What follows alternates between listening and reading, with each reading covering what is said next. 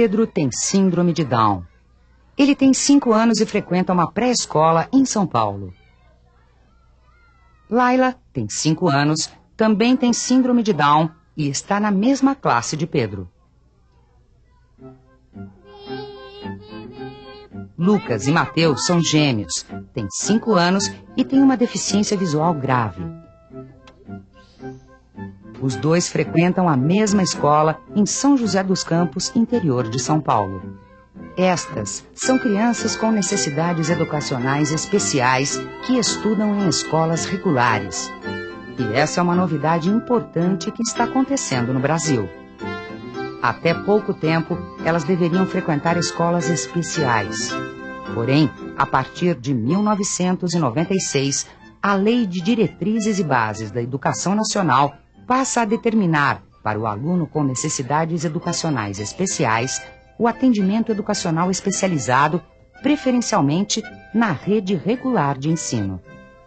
O aluno com necessidades especiais é aquele aluno que, por algum motivo, ou porque nasceu portador de uma deficiência, ou porque em algum determinado momento da vida viveu um acidente, alguma coisa assim, que vai precisar de um acompanhamento, não de um acompanhamento especial, mas é alguém que não aprende da forma como as outras crianças aprendem, no sentido de que aquilo que é feito em sala de aula só, que dá certo para muitas crianças, para ele vai precisar de algumas adaptações em alguns momentos, vai precisar de um olhar diferenciado, né?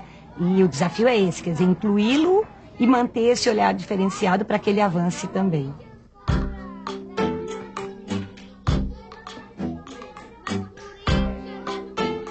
Agora, o que eu acho que hoje, quando você tem uma lei que define a obrigatoriedade, que exige, etc., faz com que nós pensemos nisso.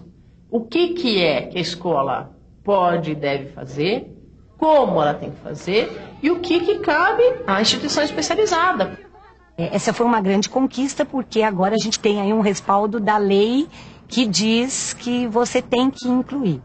Mas isso só não resolve, né? As escolas estão com, na verdade, esse problema. Elas são obrigadas a receber as crianças com necessidades especiais e muitas vezes sem saber o que fazer. Qual é o papel da escola? Se responsabilizar para que todos os seus alunos aprendam. Para que todos os seus alunos aprendam. E aí eu vou ter que fazer alguns ajustes, algumas adaptações, às vezes no currículo para determinadas crianças, às vezes no material. Para uma criança com uma deficiência visual, por exemplo, você vai ter que ter um material específico, às vezes no espaço para uma criança com deficiência física, e outras vezes na própria estrutura da escola. No início havia um certo preconceito, né? Então a criança, quando o pai ia à escola fazer a sua matrícula, a própria equipe escolar ficava um pouco surpresa com aquele tipo de clientela, porque não estava acostumada a receber esse tipo de criança, essa é a verdade. E essa é uma situação nova para a escola esse ano, a questão das crianças portadoras de necessidades especiais. Mas o trabalho que a gente fez com as crianças da sala foi tão bem feito que acabou atingindo a família. Depois que eles começaram a frequentar a escola, vai mudando mais, sabe? Sempre para melhor.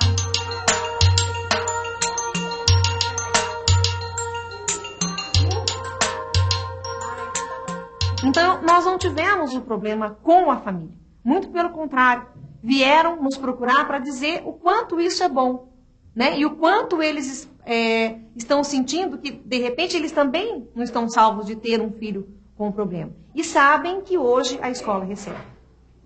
Acima do quadro negro. A primeira atitude nossa é não tratar essas crianças como café com leite. Porque a pior coisa que a gente pode fazer para eles é falar que a gente está incluindo e não fazer nada por eles e falar, deixa, ele falou isso porque ele não sabe, ele não está entendendo. Então, a primeira coisa que a gente tem que fazer é levar essas crianças a sério.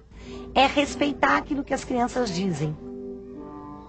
Era uma casa muito engraçada, não tinha teto, não tinha nada, ninguém podia entrar nela. Você é igual meu pai em Curitiba.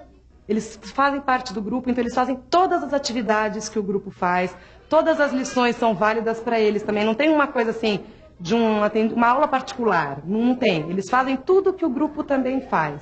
Tem sido uma experiência muito interessante, tanto para as crianças com necessidades especiais, no sentido de que elas podem conviver com as outras crianças da classe, que elas podem ensinar muitas coisas para as outras crianças da classe e também ter o seu desenvolvimento potencializado. E também para as crianças que não têm necessidades especiais, porque tem um exercício cotidiano de respeito à diferença. E as crianças, na verdade, elas aprendem a conviver com a diferença não só através das crianças com necessidades especiais, mas de uma forma geral, uma vez que elas veem que todo mundo aprende do seu jeito e que cada um aprende à sua maneira.